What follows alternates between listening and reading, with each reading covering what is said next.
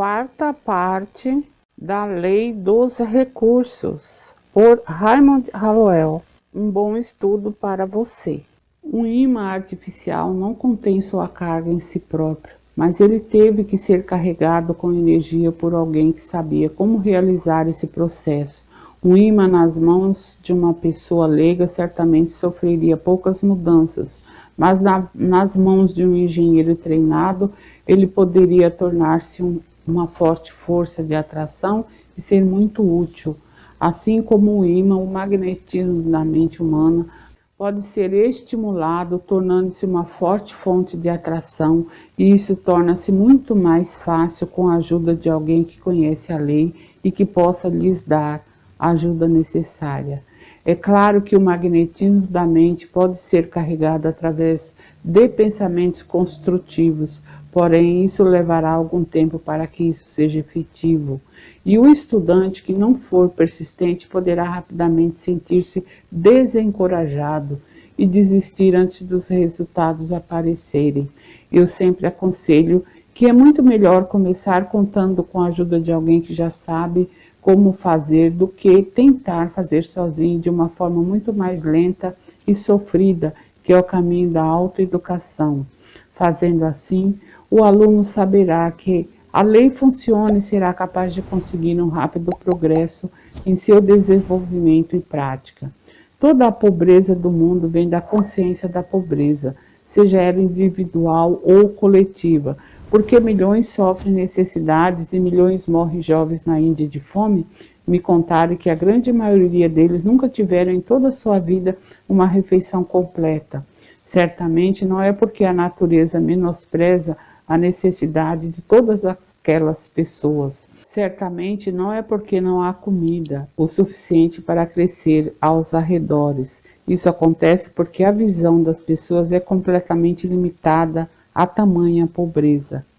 Pergunte a um agricultor sobre os seus cultivos e ele irá dizer a você que o problema não é a escassez, mas sim o excesso.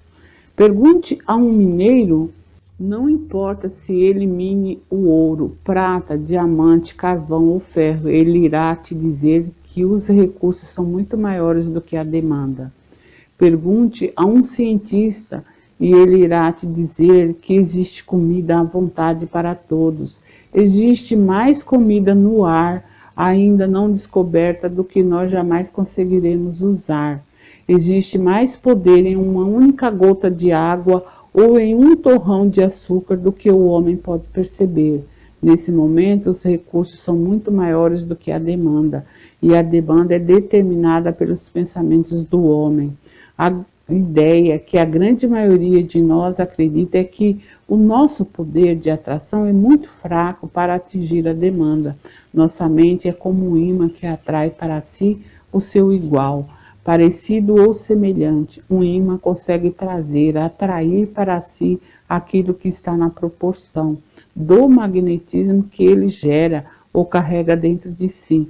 Nosso magnetismo mental é reduzido grandemente através das preocupações e do medo, e nosso fluxo de atração do que queremos é lentamente fechado.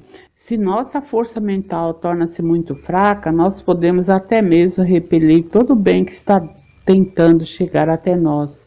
Assim como nós podemos carregar um ímã com energia elétrica para construir o seu poder do magnetismo. Da mesma forma, podemos carregar a nossa energia mental, que constrói o nosso poder de atração.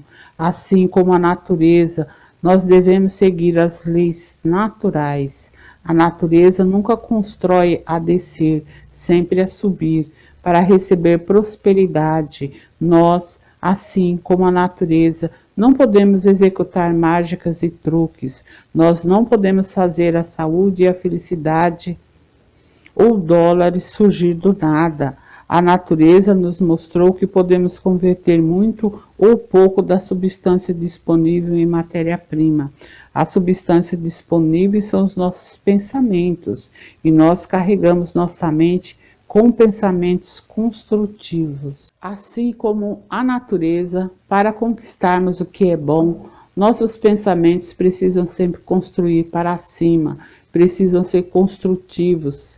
Se, por exemplo, uma abelha operária na colmeia decide que irá escorar-se em seus irmãos e fazer apenas a metade do trabalho, será que a mãe natureza concorda com isso e encontra um trabalho apenas de meio turno para essa abelha especial? É claro que não.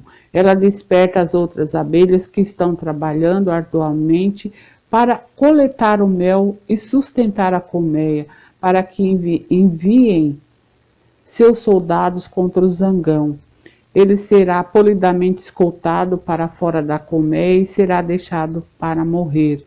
A natureza destrói a abelha preguiçosa. Se entrarem em nossa mente pensamentos que não são absolutamente fortes, que não são extremamente positivos, assim como a natureza, nós devemos nos unir à lei e destruí-los imediatamente. Não devemos, em hipótese alguma, manter um pensamento de meia-verdade ou preguiçoso, pois ele enfraquece o nosso poder de atração e de recepção. Aqui, nesse exato momento, é a hora certa para começarmos o inventário. Nós devemos peneirar nossos pensamentos cuidadosamente para separar os fortes dos fracos e preguiçosos.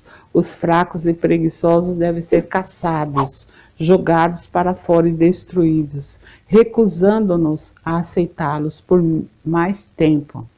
Depois, nós devemos cuidadosamente vigiar cada pensamento para que assim nenhum outro fraco pensamento possa inconscientemente ou conscientemente passar despercebido para destruir outros que estão tentando construírem o melhor.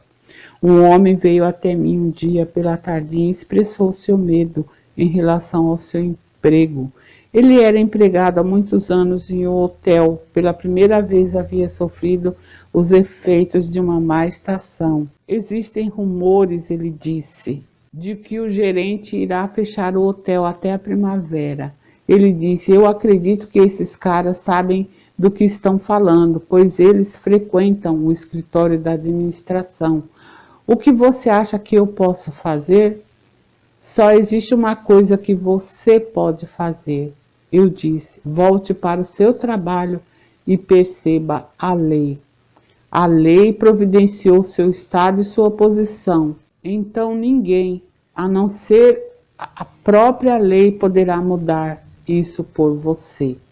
Se você perceber isso e mantiver isso constantemente em sua mente, isso ajudará você a manter a lei operante. Se a lei tiver outra posição para você, outra porta se abrirá antes dessa se fechar. Volte para o seu trabalho e ignore os rumores. Deixe que os outros temam e se preocupem, mas não deixe a si próprio envolver-se com os pensamentos deles. Para provar a sua fé e confiança na lei, prepare-se para anotar mais um maravilhoso ano de trabalho em seus livros. Prepare-se para continuar e tenha expectativas de que seu trabalho irá crescer e melhorar. Ele voltou e fez o que lhe foi dito. Quando os rumores se tornaram realidade, ele manteve-se firme em seus pensamentos de um trabalho crescente e de bons negócios. Então ele foi mantido durante a temporada de folga. Ele foi mantido no escritório para manter o negócio. E porque seu trabalho aumentou de obrigações e de responsabilidades que ele recebeu também um bom aumento de salário. Se ele tivesse permitido envolver-se em pensamentos de falta e de medo, ele teria sofrido juntamente com os outros que foram despedidos. Isso acontece pela lei, e a lei não distingue pessoas. E se ele tivesse permitido que seus pensamentos pelo melhor tivessem sido substituídos por pensamentos de falta, ele teria enfraquecido seu magnetismo mental. Não poderia ser atraído nada mais do que aquilo que a sua mente estava preparada para receber. Muito obrigada e até a próxima parte.